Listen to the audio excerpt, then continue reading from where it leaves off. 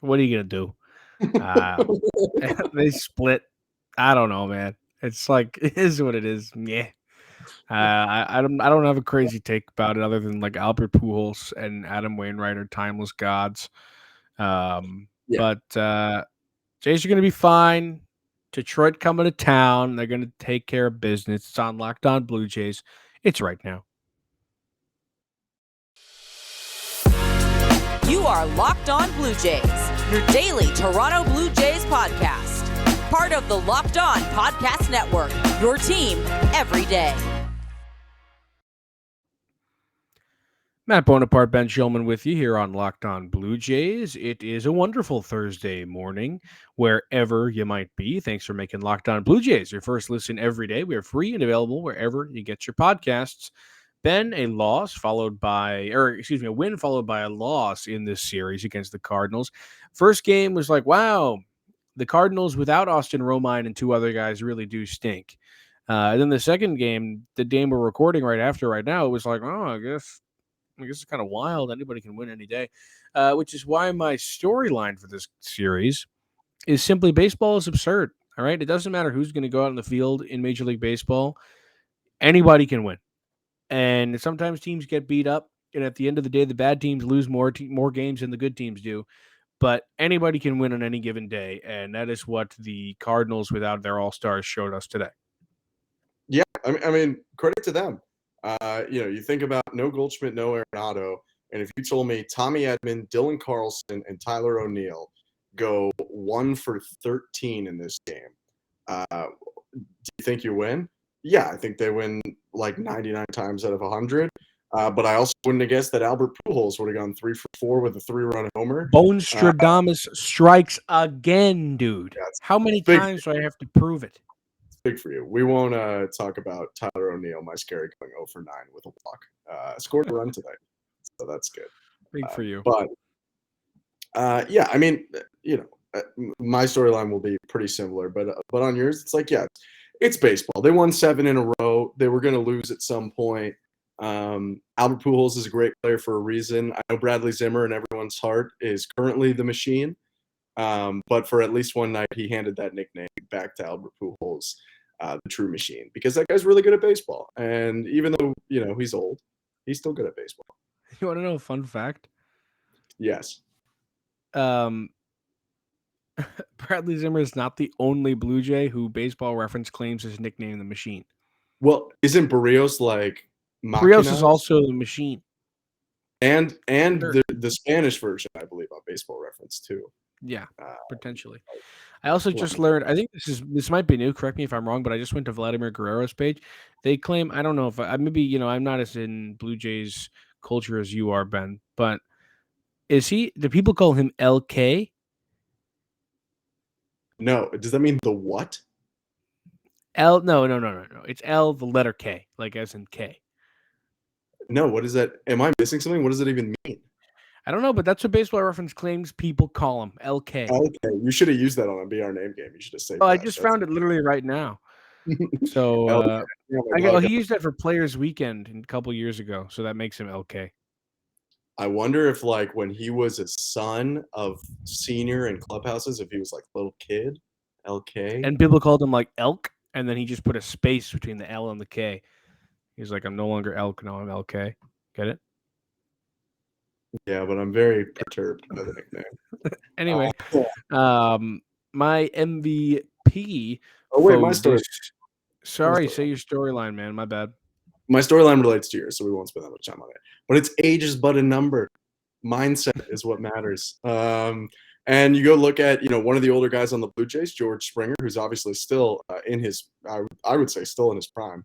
But he comes up with a big hit and comes up with a catch at the end of that game. I know they moved him to right field a lot, but he's still playing pretty good defense. And then, yeah, kind of like you said, not mad because, like, Adam Wainwright, is going to retire after this year, but not because he has to, because he wants to. He might not. The dude's gross.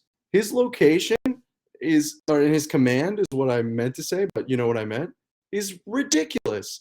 The curve's still dropping off the table.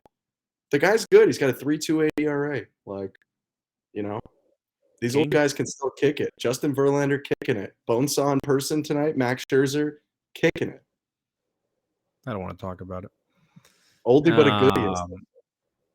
Yeah, man, great. My MVP for this series was my hype train. Call me narcissistic. I call myself Bonestradamus. Bo Bichette is my hype or is my MVP. He was really, really good in this series. He got a couple knocks in the 10-3 game, scored a couple of runs in that game, and then in the 6-1 game today was one of only a few guys who got a hit, and he, of course, had an RBI. So I go Bo Bichette. My MVP will not be my hype train. My hype train. What was your hype train? Danny Jansen, who played in one game and went 0 for 3, but he hit a ball real deep to left center You had a field. tough series, man. Hey, you got to go with the bad ones and the good ones. You had we had Ryan Mountcastle earlier this year, all right? Like me and Mountcastle, happy about the good ones, and sometimes you got to have bad ones. It's just how it works. You got to keep taking shots. But two game interleague series. Like, I'm impressed with you. 2-game interleague series are like welcome to hell of trying to predict stuff, because Ben, I'm just that guy, and I don't know how many times I'm gonna have to prove that to you, but I'm just that guy, dude. I'm just that guy. My MVP is going to be Vladimir Guerrero Jr. We should say that Matt Chapman had a really good series, but or a pretty good series, but 3 for 6, we'll take it.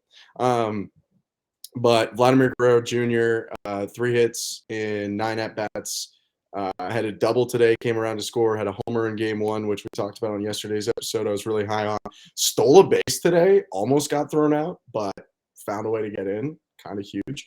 And Vladdy, is having a very good month. He's hitting like 340 this month, and this was just an extension of it. So I got Vladdy. I will stick with he needs to lead from the front.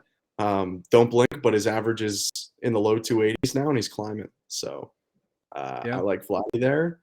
And I like non-2-game series against teams in your own league, because those are more fun. Yeah, they are. They definitely are. But it's kind of nice. I kind of like to see the other teams, I like to see the teams around the league and get a little bit of a gist of how everybody's doing. I feel like the 2-game series I have more of an issue with than the interleague play. I'm not like anti-interleague play. Yeah, I don't like the 2-game series. 2-game series kind of stinks. In a weird tangent, I did think it was way more hype when all interleague play happened at the same time. It was like, everyone's playing the interleague. Now it's that's cool. I like that. But it was also cooler because like American League pitchers had to hit and stuff like that. Now they've ruined baseball. It's okay. I don't actually feel it. But before we move on to He Was a Blue Jay and I Read the Sad, just want to remind you that we are on the road to 1 billion subscribers. We're currently at 130. So your subscription gets us that much closer to 1 billion subscribers. Locked On Blue Jays could be the most subscribed YouTube channel in the world one day. So help us out. And also, if you want to talk to us, send us an email right here at lockedonbluejaysreal@gmail.com. For the audio listeners, that is lockedonbluejaysreal, REAL @gmail.com. Okay, Mr. Ben, right after I read this sports card investor ad, you're going to do He Was a Blue Jay. But first, I'm going to do just that. Okay? All right, Ben? You have to say yes before I do it. I'm cool. I'm with it. Welcome to the world of sports cards reimagined. The Sports Card Investor app is the hobby's most powerful resource. Quickly check the value of your favorite sports cards, find great deals, and profit from the hobby you love. Available completely free in the Google Play and Apple App Stores. The Sports Card Investor app is a must-have for baseball fans. It's completely free, like I said. Easily browse over 630,000 cards from every sport, with hundreds more added each week. Check the latest values of your favorite cards with 7-day or 30-day charts and find the best prices and buy directly through the app with our eBay deals feature. This is actually like a really cool thing for people who are into baseball cards. I turn our cameras back on because I just want to say, like, I got this Bowman 2022 prospects pack, right? Ooh, Stick my hand in who you here real got? quick. You got a Robert Hassel III in there by chance? I've got a holographic Luis Heel. All right, this is a Okay. pretty good card. Um, you could pop this on Sports Card Investor, and you could see how much it's worth. And this is kind of cool because people talk about cards all the time, and like they like love their cards, but I don't think there's a lot of people who can actually tell you how much a card is worth. Me included. I have no idea. This could be worth like 20 bucks or 2 cents, and I'd believe it either way. I have no idea. So now I can go to the Sports Card Investor app. And I can figure that out. So it is a pretty cool place. Go download the Sports Card Investor app today. Available for free in the Google Play and Apple App Stores, or go to sportscardinvestor.com/locked on. All right, Ben. It's time for your Wait, redemption. wait. Waiting. I have to thank everyone for making Locked On Blue Jays their first listen and let you know that the MLB trade deadline is August 2nd, and Locked On MLB has all the breakdowns. Locked On Blue Jays will have some reactions to any move made. Subscribe now to your favorite Locked On podcast like us on YouTube or wherever you get your podcasts, so you get notified. You can turn that notification bell on, and then you'll know when we post. It's like, whoa, Juan Soto's a Blue Jay, and all they had to trade was Trevor Richards and a Snickers bar. That's awesome, and then we'll react to it. So, yeah, that's what I got. While you were doing that, I was looking up how much this Luis Heel card is worth. How much is it according to Sports Card Investor? According to Sports Card Investor, hold on, it's kind of hard to find. Is mine autographed? Hold on. I'm reading. I got no We'll autograph. just out there, just to let people know, you can see like the trends. So that's like the cool thing. It's all like basically like crowdsourced in a way. You see what everything else sold for. Whereas like I had an experience where I have a lot of old Larry Bird and Magic Johnson and Michael Jordan cards from my dad. And I went to sell them, and some guy told me, and maybe he was right, but I didn't know. He told me that they were each worth like $3. So I didn't end up selling any of them. But maybe if I had seen that they were worth $20 a pop, I would have.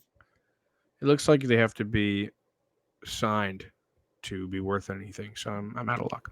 Anyway, it's time for He Was a Blue Jay, man. Our most beloved series. People love it. People email us telling us how much they love He Was a Blue Jay. I was a very successful He Was a Blue Jay contestant. My final record was 27-8. Ben, currently you're sitting at 1-3, I believe. I'm ruining the show. You are creating a comeback story, and that's what we like here on this podcast. Today, I have 3. I expect to get through 2 because I think your big brain is going to get through 1 pretty quickly. Are you ready to go? I'm ready to go. All right. If anybody doesn't know how this game works, we take a guy who was a Blue Jay at some point in his career, but not known for being such. That's the only information Ben knows going into this game, is that this guy was a Blue Jay at some point. I give him 5 hints. He's got 3 guesses per hint in about 30 seconds, but lenient. And here we go. This catcher debuted in 1999 for the Chicago Cubs. Rod Barajas. It ain't Rod. Greg Zahn. No Greg Zahn. 1999, he debuted for the Cubs. 1990. You can just keep it rolling. He won 2 World Series in his career, one in the early 2000s, one in the late 2000s. Okay, well, late 2000s. I mean, I'm guessing that's 08 or 09, so I'm guessing Phillies or Yankees. I don't know for sure. I mean, 2007 could be involved. It could have been Red Sox. And then early, it's going to be, I don't know if 2000 counts as the early 2000s, in which case it does. It does. So he could have been a Yankee for a while, but Jorge Posada was the catcher, and I don't think they kept a backup catcher the whole time. So I'm going to say he definitely wasn't a Yankee for both. He could have been a Diamondback, which is like, no shot I know who the 2001 Diamondbacks catcher is. And I'm pretty iffy on the 2002 Angels catcher also. Won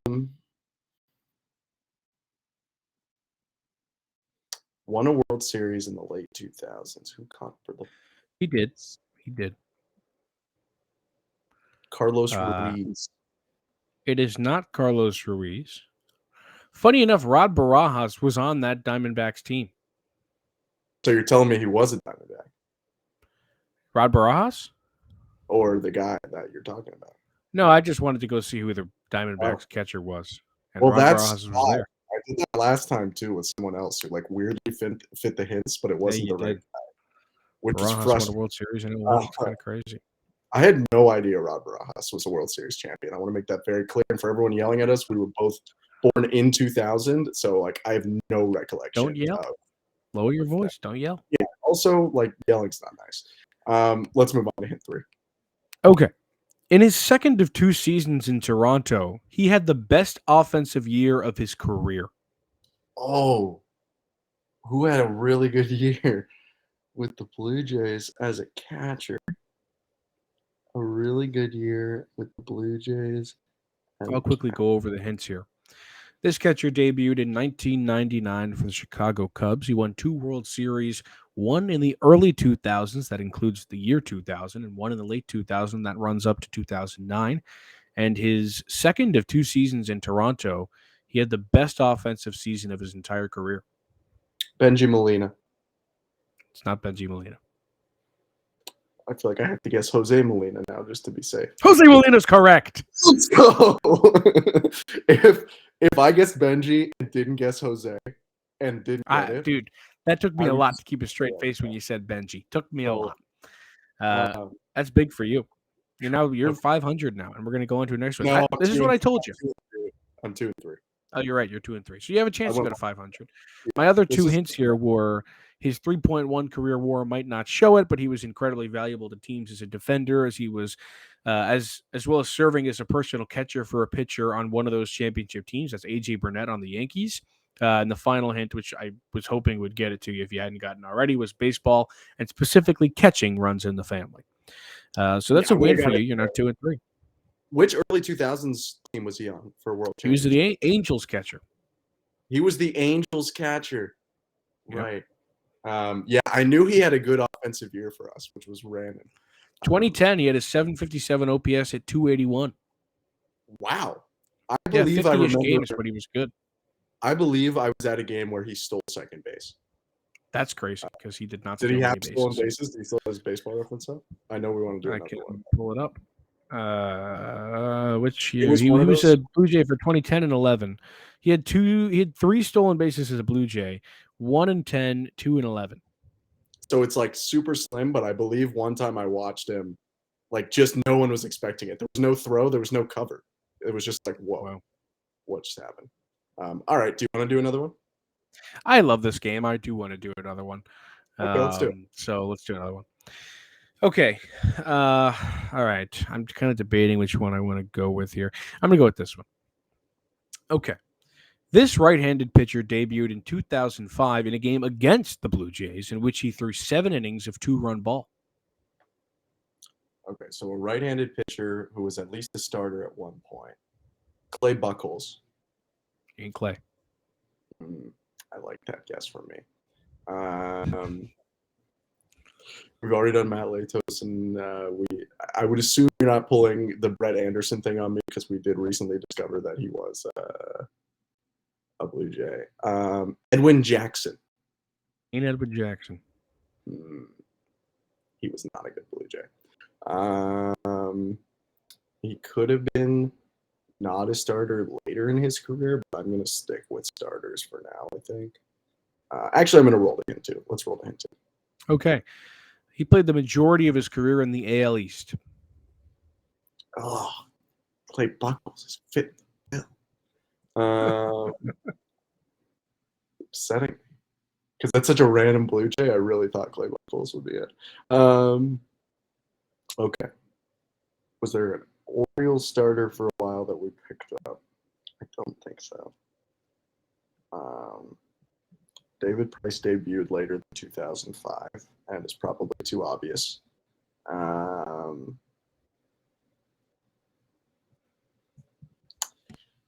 Yankees. We had a Yankee? I mean, like AJ Burnett is way too obvious, right? It's not AJ.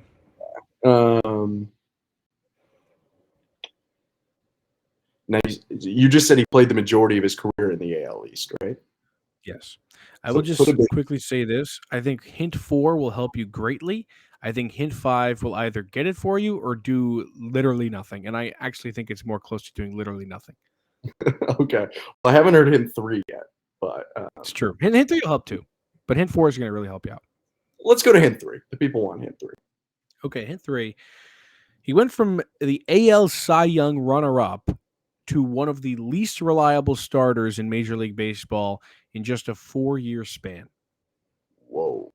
Okay. AL Cy Young runner-up came to the Blue Jays. It's not Josh Johnson. Who wouldn't have been the AL? He would have been the NL. But AL Cy Young. I'm assuming he was not reliable on the Blue Jays. That's that part of his career. You don't have to answer that, but that's what I'm going to guess. Okay, so a guy who was really good for an AL East team that became a Blue Jay. A really good, like I know which guys weren't Blue Jays. Like none of the great Yankee starters were Blue Jays. I'm going to run through the hints real quick. This right-handed pitcher debuted in 2005 against the Blue Jays, in which he threw 7 innings of 2-run ball. He played the grand majority of his career in the AL East, and he went from the AL Cy Young runner-up to one of the least reliable starters in the majors in just a 4-year span. Hint 4. Hint 4 is he was born in Taiwan. Oh no, that narrows it down to not that many people. Taiwanese player. Who do we have as a Taiwanese player? I'm gonna make a fool of myself because I don't know who's from Taiwan. Okay, I'm going to just make a quick amendment. Yeah. I'm just going to say, if hint 5 does nothing for you, I'm going to give you a different hint 5, because hint 5 is a little bit absurd. Okay. Like Daisuke Matsuzaka, I don't believe is from Taiwan, and definitely he's from Japan. I'm pretty sure. Who's from Taiwan? Daisuke is from Japan. Yeah. This should be abundantly clear to me because like there aren't that many players from Taiwan who were I can really. tell you exactly how many players from Taiwan. There are 16 players ever from Taiwan.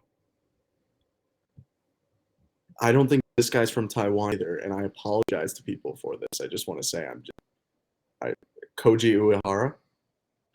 Koji Uehara is not it. Yeah, he was never a Blue Jay, and he was a reliever. That is a good hint. Like, I'm just drawing a blank on who's from Taiwan.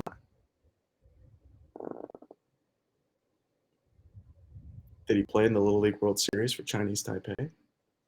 I don't believe so. We got to hurry up, by the way. Okay, roll on to hint 5. All right, hint 5, here it comes. In 2006, he revealed in an interview that the man he thought was his uncle was actually his biological father. I have no idea who that is. That's incredible. And I'm almost sure he was a Yankee because you know that. But that does literally nothing for me, but that is fantastic. I mean, it's not. Like, I hope everything's okay, but it is one of the most outrageous things I've ever heard. I'm also not laughing about that. I'm just laughing at the absurdity of the hint. Yes. Taiwanese pitcher. I'm in trouble here, Bones.